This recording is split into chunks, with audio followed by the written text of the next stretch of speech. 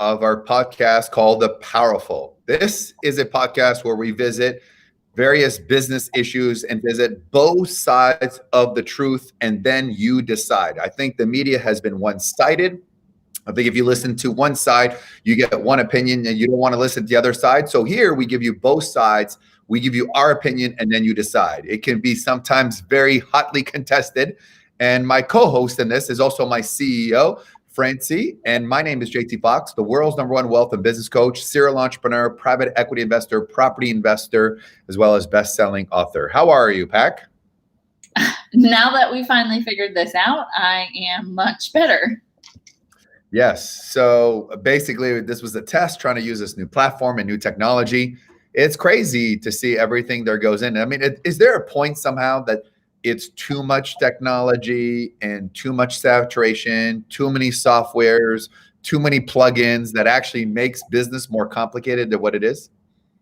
I mean, I think to an extent, yes, because I mean, part of me is wondering why we just don't live stream straight on YouTube, like why we are in something else to stream it over to YouTube when we just could go live just straight in YouTube. So I think that part of it, though, is, on Facebook, you can't stream with two people, because another option is we could have streamed this straight to Facebook, but we chose to do it on YouTube instead. So it's just it's like, why can't it just be simple? Sometimes, like technology is great and it helps, but sometimes it just, we've probably wasted an hour today on this, at least. You wasted an hour. I wasted 15 for the record. And the company lost millions of dollars because we have that. But also too, it's this notion where you have to make things look better. I mean, I worked on thumbnails on YouTube. I know it's not my job, but it's that perfection to trying to find out in a crowded marketplace, how do we get noticed? And that's why we are live here on YouTube. And eventually this could be a whole new format. We do everything as well. So here we go. Let's start off. Do you want to start or do you want me to start? I can't record the audio to put it onto the podcast.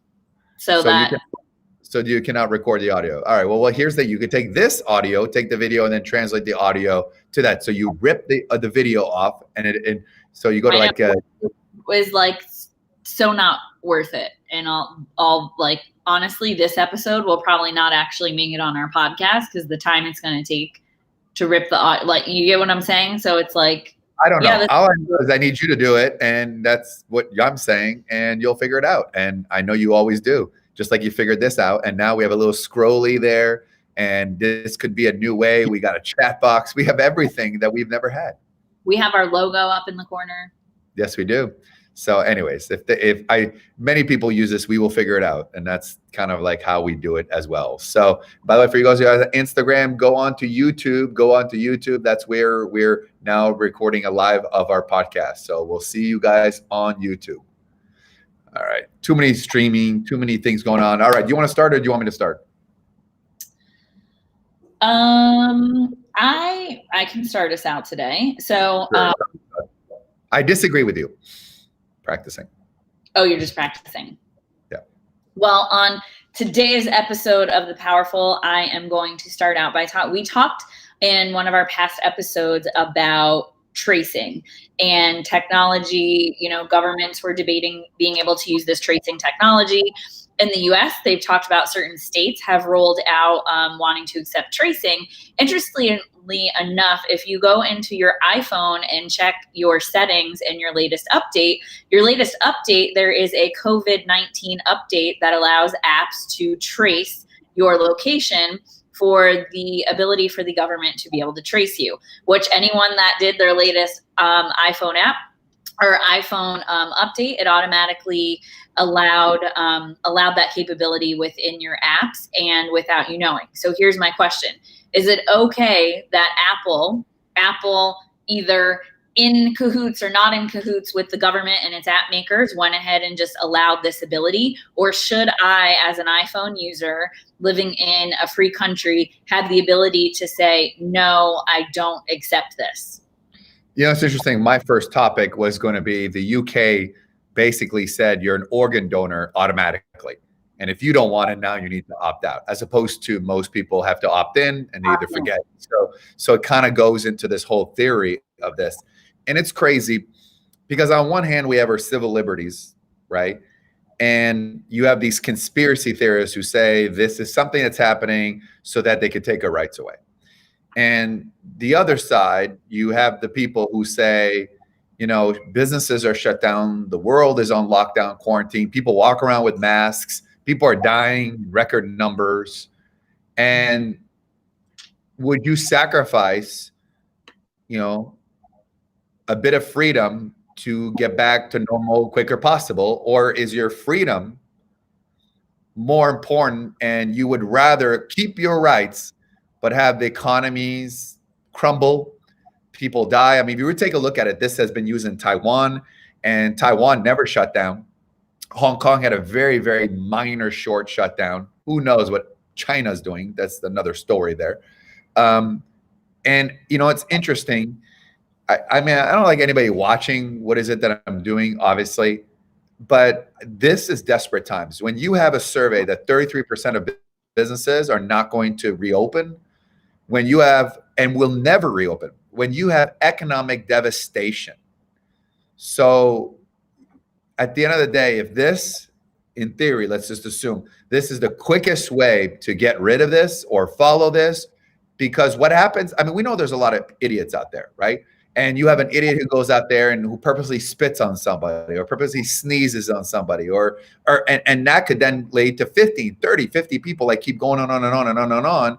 So whatever we can do to try to eradicate this, in the end, I am okay with that. I don't like it. Don't get me wrong. I don't like that my phone is tracked. But you know what? They already tracked us every time we turn on Google Maps. So they already tracked us. But it's the update without you didn't know. Nobody knew. It just happened. Read the updates. It's like those terms of services. Nobody reads. No, my phone updated because I'm on automatic updates, right? So I don't have to click and approve and say update. As long as I'm on Wi-Fi and my phone's plugged in, it'll just automatically update at night. So I don't have to read anything at all. So for me, it's more of the should it just be forced upon you without you even knowing it, or should you have the choice to say opt out?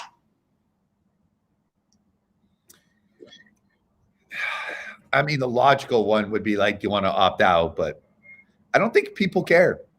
I'm just saying, like, some people care. The majority don't care. I mean, the majority of people don't even read legal documents. Okay. I'm sure some people read it.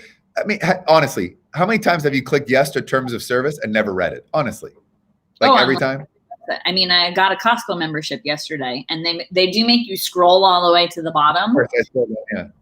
You know, so they know that they can say, well, you scrolled all the way to the bottom, but I literally just scrolled and clicked because I'm like, it's a Costco membership. What is it like? What is possibly in here of my Costco membership?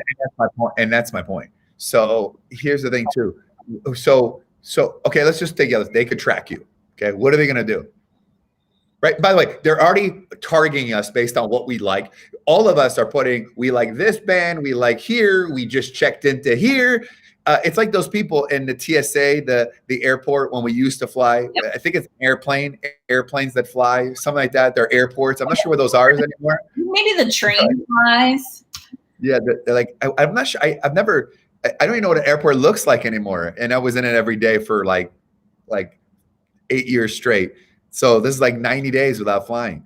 But people are like, they don't want to go into the pre-check, which is like the extra security where you don't take off your shoes and your bag because they're like, I don't want to be in the database. You're already in the database. They already know who you are. There's already a facial recognition camera all over. Even Facebook just paid its settlement in Illinois, I believe, for $500 million because they're like, well, they had like, you know, those, you take our picture and you put it on there and it gives you facial recognition. Because I get people like, oh my God, somebody's at somebody else's event, but my picture is in the background and it picked it up on the facial recognition. We're in the database. We're there everywhere. So the point is, like, now, and by the way, it's also been proven that the contact tracing has limited the spread of whether it's proven. Nothing's proven. Every day there's a new drug and a new software. Because the latest thing to come out is that it doesn't last on surfaces as long as they thought it did. So remember when the big... Also through the audience there, if you guys want to put your thing, this is the interactive platform. Tell us what you think. Also press the subscribe button as well. And the like button, that would very much be appreciated. Yeah, so, I mean, here's the thing. There is no such thing as a win-win anymore. There's no such thing as a lose-lose anymore. Look at that, using high-level technology. They already know everything. Yes, thank you. We should do who won the debate. That would actually be good, who people won. Sad but true. This is brand new. Like, this is, we got to do the webinar on this. We have to do the webinar on this. Start picking people up and like, here's the hater of the my favorite one so far. Truth. All right. So the other thing that they did with the update, which I thought was interesting, is the facial recognition to fail faster and prompt you for the passcode faster, because it literally describes, because of everyone like this, right? You're wearing your mask. When you try to do your facial recognition, it doesn't work. So the other update is they actually put the facial recognition to fail faster, so it prompts you with your password sooner. When we got the Apple Pay, that was the problem. You press and then you got to put it in there. Yeah, I've had that too. So, all right, my turn. Since so, and we're in this industry. So, I love Australia. I love Australians. I think they're great people. I do enjoy going to Australia, and there's something about real estate there and about the economy that just is very impressive, for a country of over 35 million people, what they've been able to do. And so I read Robert Kiyosaki, who says the market's going to tank 50%, Rich Dad, Poor Dad. I see Harry Dent, who we know, we've had him at our event as well. He says it's going to crash as well. And is it right? You have people that are not there or don't really know about the economy there, and they're just making these supposition, scaring people. The media is reporting on this as well. And is it wrong? And I understand the freedom of speech, we're entitled to opinion, but we're in the business of giving our opinion on this show and things like that. But when you go as far as predicting the end of the world and how it's going to break down, is that counterproductive? Is it right in the scheme of things? That we all know about freedom of speech. They can say whatever they want, but people report on it. People base their decision on it. And I just think that it's gone to a world that everybody's now an expert. And I would argue, when's the last time Harry Dent went to Australia? I know last time Robert was in Australia, I spoke Robert Kiyosaki. I was on the same stage as him. And I'm not saying whether they're right or wrong. It's just you have two Americans now judging the Australian economy on whatever their opinion was on some charts as that. And it's kind of like one of those things. The market's going to go down. The market's going to go down. Then it goes down. You see, I told you. And if it goes up, then there'd be like, they put this plane. And I just think this whole guessing thing in the media, and that's one thing I've realized in our other daily podcasts of reporting the news daily, people just say whatever it is. People report on it. There's no fact checking. There's not going deep into, or there's no questioning. It's just, here's what this person said, rather than let me interview this person and ask them the question and realize, what, they really don't know what they're talking about. And what it is it's filling their heads with people with the wrong things and maybe creating fear where there should not be fear. What was the question? Exactly. You see, you don't even know what I'm talking about. Do you have a problem? Should people be allowed to predict the economy crash? Or here's the thing too. I think both the advice they gave is ignorant. I know business. I do business in Australia. I have a lot of clients in the property industry that I've talked to. They're in tune to what's happening there. And to make irresponsible predictions like that, and then the media report on it without, first of all, on a piece like this, the powerful. So let's say Robert says the market's going to go down 50%. That's his opinion. Okay. Now, here's another article with someone that's not. So when people read this information, it would be balanced and both sides and let the people decide rather than market's going to go down 50%. And then maybe that's the point of maybe the format of something like this, where both sides, rather than one-sided draconian news that's meant to create fear and economic chaos. So I think that, we discussed if Ackerman should have been, and him saying the market's going to tank, and then the market had tanked and it benefited him, and, people going out there and saying certain things. I think to an extent, I do think people are entitled to an opinion. I do think that, certain economies are, let's just look at it. If Australia really does close its borders for the rest of this year, that is going to have an impact on their economy. It's going to. I think a lot of the point that they were making is their fight with China, which has been happening right now, where China's playing the bully, putting 80% tariffs on barley, putting tariffs on ore, and because Australia said we should investigate China, which obviously, if you really think about that point, people were attacking America because they thought they were bullying China. Now China is doing the same thing, and so I think it goes to a point that people are always going to do what's in their best interest.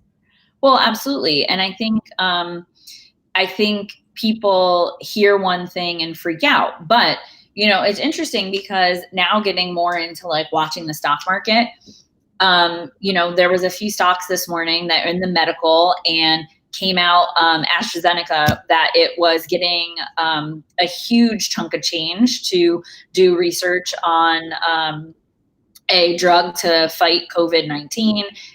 And they estimated like a huge growth in its stock price. And then I was watching the stock today, right? Because all those tips would be like, okay, this is a great thing. It behaved in no patterns, and the stock actually, for the first few hours this morning that I was watching, the stock went down. So I think sometimes you've got news that goes out there and everyone jumps on it and is like, wow, whatever that person said, it's true. Then I think there's other news out there that people listen to and they're like, I don't know, and they're skeptical. So I think at the end of the day, people are going to say whatever they want to say. The media is always going to gravitate to the most outrageous story, but you have to make the choice for yourself of, are you going to believe it and feed into it? Or are you going to go and actually do your own homework and research yourself? Because I think that's what it really comes down to is the reality is most people in a lot of countries can say whatever they want to say. So you just have to either be like, I take it at face value, or you don't. I mean, in the state of Florida, JT, we talked about this. We had 2 of the highest days of numbers for coronavirus cases. And then all of a sudden that afternoon, I went back and the numbers on the chart had been revised for like the past 5 days. And it just said numbers updated due to reporting. No reason why, no explanation. Just all of a sudden we went from 1,700 cases in one day to 435, right? So it's the information was there and then the information changed. I am suspicious about how can a number change by that much. That's not a lack of reporting. That's not a you reported twice. That's like you would have reported the numbers like 6 times to get that big of a difference. So I think, it's very big into your point. And one of our viewers actually happened to say it, so I'm going to highlight it now. Trust but verify. And I think that's one of like the most important things to always remember, that people are going to say what's advantageous for them to say. And it's, up to you to be able to verify. Also, too, you're entitled to your own opinions, but you're not entitled to make up your facts. All right. What else you got for me? All right. So in the U.S., they are looking at a revised the next bill to come out to relief. The first bill upped unemployment rates by a lot. They were supposed to go, I think, through July 31st or June maybe, and now the new bill is going to extend those. You now have senators like Mitch McConnell that is speaking out saying he will not be in favor of the additional weekly unemployment rates increasing because you got people making more on unemployment than they were employed. So my question is, you've got higher unemployment than we've had in years. You've got, anticipated all these companies that are not going to come back to work. So you have all these people with no source of income, no job, no income stream, no way to pay their bills. Do we give them the added relief for a couple extra months, or do we say, sorry for you, figure it out, and not increase the unemployment? Clearly, and I heard this again this morning, these people would rather not go back to work because they're getting paid by not working. That keeps happening. And the problem is that, again, as I said before, a lot of businesses are not going to be able to rehire. And the problem is that at what point will you say, okay, you're not making that money, you need to make less money?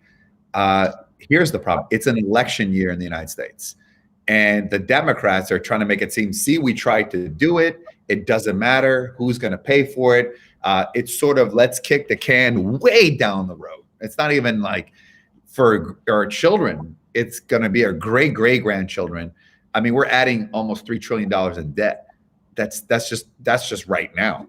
And so what happens is you are in the situation that the Democrats also in this bill are hiding things that are, which is, it's all politics. At the end of the day, I'm convinced that politics will never be what's best for the people. It's all what's going to keep my job around, what looks good. And I think politicians are the most disingenuous people in the world. And I know that because I remember when I used to get them on my show, my radio show, it'd be so easy to get them while they're running. The minute they were running, they were not running, they wouldn't care. Then they'd be running again.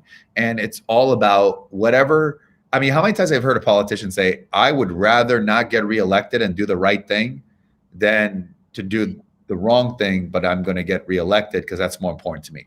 That is the point. And it's not just here, it's everywhere. Because, politics very much like the law. There's no rhyme or reason. There's no common sense, right? I mean, how many times we go to trial? Here's the evidence. Right now, do you give people the extra money or do you not? No, you don't give any extra money. There's no need to be extra money. Okay, there's been enough money given. You're getting unemployment. You already got $1,200 as high as $2,500 per family as well. And obviously things are starting to open back up. And maybe what you do, you got to take it by case. I mean, the hardest hurt people are the hotels and obviously the restaurant industry. So those, and the airlines. Those are people that need it more than everybody else, but you can't draw a line.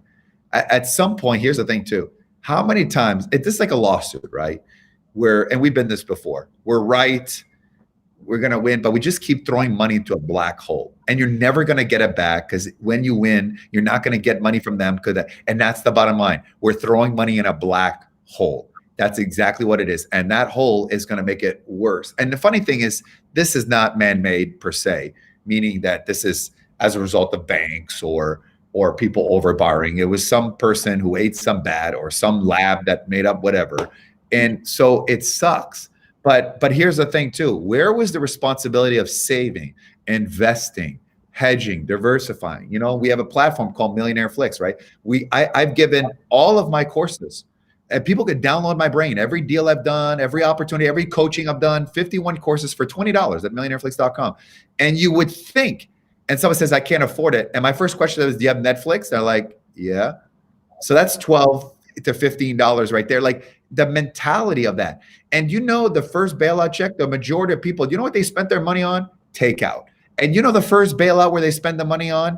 Electronics. They went to the Apple store and Best Buy and stuff like that. Because if you get people who don't know how to save or how to make money, they're going to blow the money away.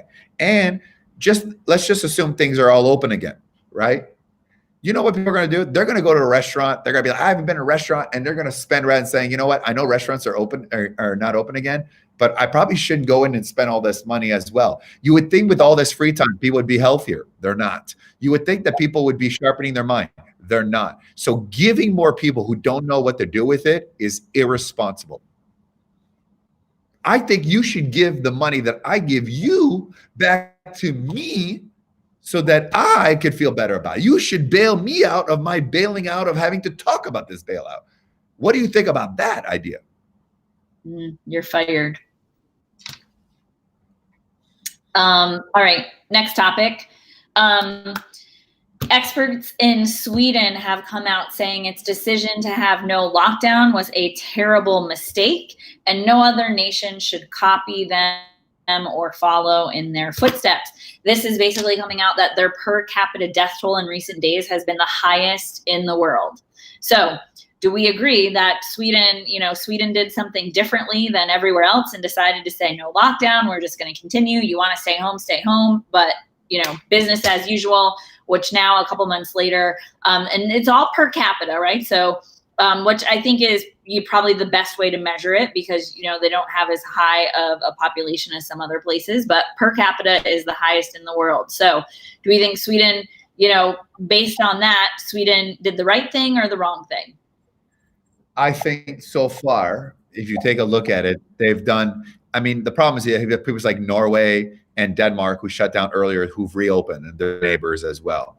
But if you take a look at it, 90+% of the people that have died have been over the age of 70. So looking back, and I've heard different reports of this, one of them is we should have taken care of our elderly people in assisted home, the people that were most vulnerable. But if you really take a look at it, and if you say over 90% of the people, and by the way, apparently a number in Italy, some insane number of 95% of the people had pre-existing conditions.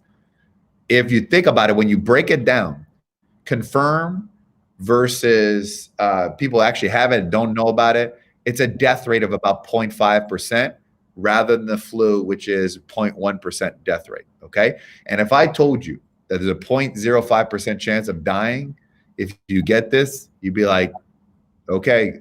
If I said you have a 5% chance of dying, you would go outside and do it. It's inhumane to talk numbers like that, which, by the way, we've talked about this there. If there was a car company, right, and they said, you know what, to do a recall is going to cost us $5 billion, but to settle is going to cost us $2 billion, so we save $3 billion by people dying, we'd be outraged, right? Because we put a number on human life. And if you have that philosophy, then the quarantine has to be. If you say to yourself, you know what, that may be a good philosophy, but the whole country, the world will be bankrupt. We maybe not be bankrupt morally because we did the right thing by quarantining, but financially, people, their life savings, their retirements, their future, their legacy is bankrupt. So I think, and right now there's enough data in Sweden to say that they've been open. It'd be very interesting to see. What we have not seen yet is the economic data. If their numbers are a bit off and there's this, then okay. If their numbers are way off and this happened, that's a problem as well. So I think we need to wait for the economic data. But the Swedes, they love to flip-flop. So they're flip-floppers, right? It's they said it was great, then it's not great, and then it's great. You want to go do an event there? Pardon me? Would you go get on a flight and go to an event in Sweden tomorrow? I wouldn't go anywhere right now. Doesn't matter if it's Sweden or not. Right now, I just wouldn't go anywhere. 5% chance of dying. No, I understand. But here's the thing too. I don't need money. I've worked my butt off, so I don't need money. So for me, the 5% risk is not worth it because it doesn't do anything for what I'm going to get. Now, hold on, if I'm in a different financial situation, it's like that situation I said to it. Go to Nigeria, right? And, safety, malaria, all these things.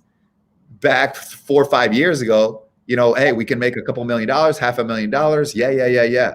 It's the scenario that I teach in business, right? What's the best case? What's the worst case? What's the most likely, right? Best case, I go there, I got nothing, I wear a mask, I was safe, blah, blah, blah. Worst case, I catch it and I die. Most likely, that's the irony. I get something and I don't die, and I'm sick for 10 days to 14 days. That would be a most likely situation if I'm in that environment. But there's a lot of, how many people we talked about your friend, but how many people do you actually know have it? And how many people do you know actually died from it? So I personally know one person that got it, and that one person died. Right. How old was that person? 52. Pre-existing condition? Nope. Yeah. I mean, even George Ross, who's 92, says, this is ridiculous. So but here's the thing too, I still respect what the medical people say. Because someone that worked for us, his entire family had it too. So I know. And they all survived. Yep, and they were all fine. They're all fine. So I don't know. I think at the end of the day, here's what I think.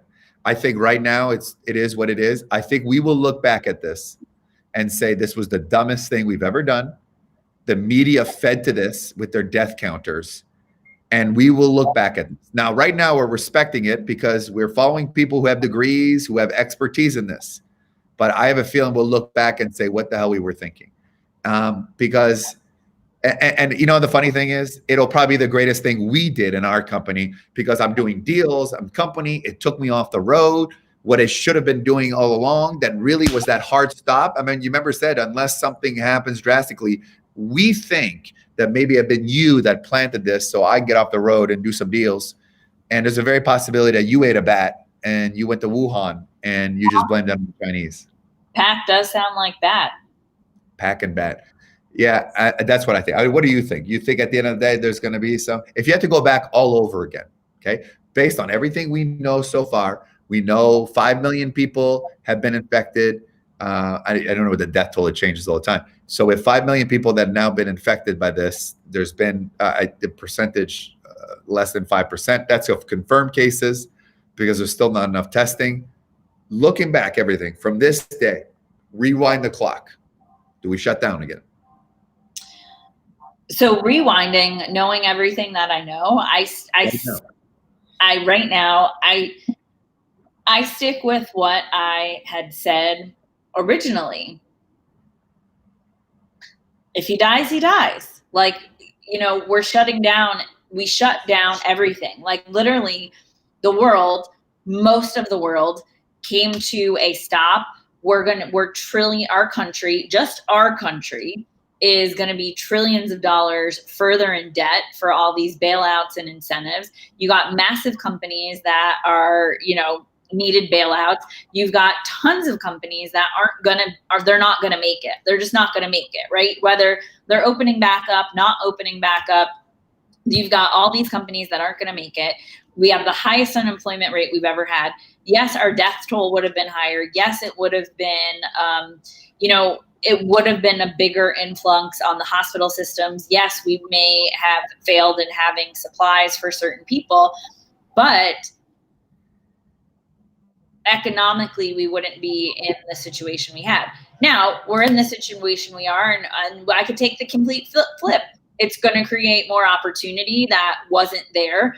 There's going to be better deals on the market that were becoming harder to find. And the strongest of the strong are going to, now are going to survive and are going to come out of the other side because they hedged, they diversified, they saved, they adjusted.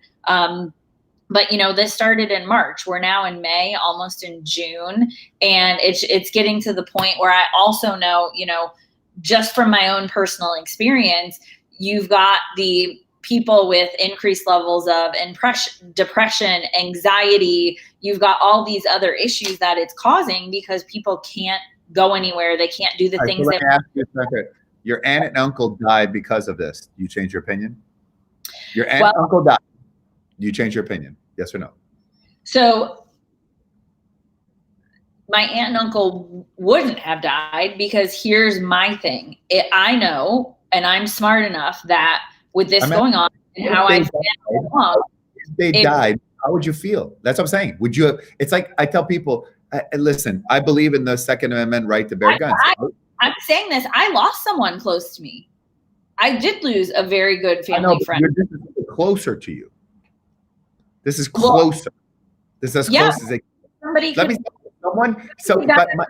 Okay. So it's like if you believe in gun control, if you believe in guns, the right to bear guns, and your child died because of a gun, do you come back and say, I still believe in the right to guns, but someone used them responsibly, or do you secretly wish that all guns were banned? That's what I'm just saying. So I think that if someone very close to you died, it's very hard to then say, this thing, we should have been open. And that's the side of people that I have to respect on that. And I don't know why. I'm like empathetic to this situation. I don't know why. And by the way, maybe why? Because I'm in a great financial situation because I busted my butt. And I think that's why.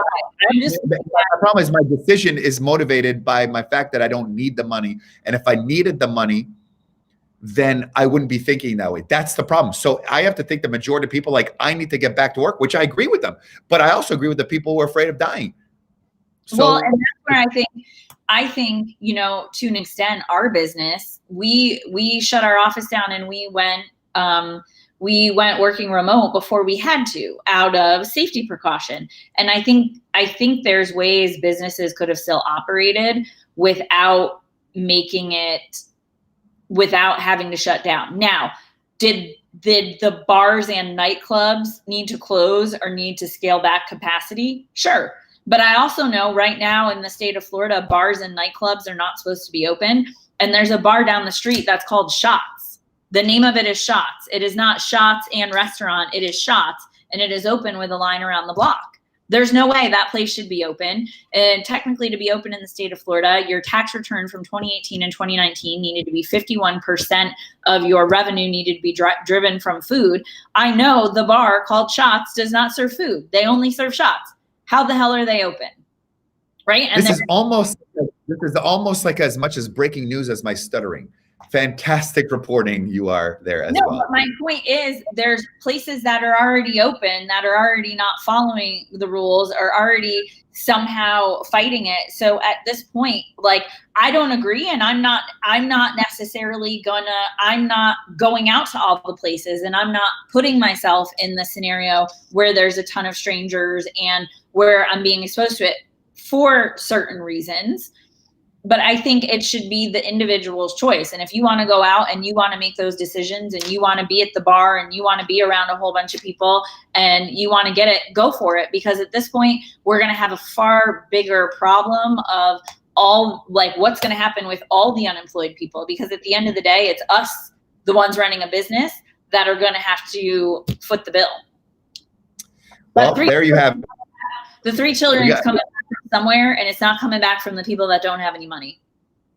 All right. Who won, me or me? Please comment in the comment section. Did I win or did I win? And we have to head out because we have a webinar that we're getting full of content. You know, it's interesting. 6 days a week, webinar full of content live, every day, different content. Instagram, 4 p.m. Eastern, live coaching. You got to be there. And so much more. Now, obviously, if you like every single course I've ever done, download my brain, $20, Millionaire Flicks. While everyone's showing $2,000, $3,000, $4,000, $5,000, I said, you know what? Let me give you 51 courses for $20 to help people out and also to show the future of this. In addition, if you want to listen to previous podcasts, type in JT Foxx or The Powerful. I have a daily podcast that's all the business news in less than 7 minutes from all over the world. And then we have this amazing debate show that I win every time. So this was a test on this, and I think it's going to get more heated as the time goes by. So is there anything you want to say, Pac, before you go? We got to go because we're late. We're late from that. So thank you very much. And please press the subscribe button and the like button before you leave. Very much appreciate. Thank you so much. This is the first one interaction. It'll get better. That scrolly's giving me a headache. So we'll have to deal with that on the next one as well. So have yourself a great day. And remember that success is not a matter of chance. It's a matter of choice. You got 2 sides. We have our views. You have your views. And then you decide. And whatever you decide with, as long as it's on my side, I'll be happy. Thank you. And we'll see you next week. We'll see you next time. And don't forget, nothing is more powerful than the truth.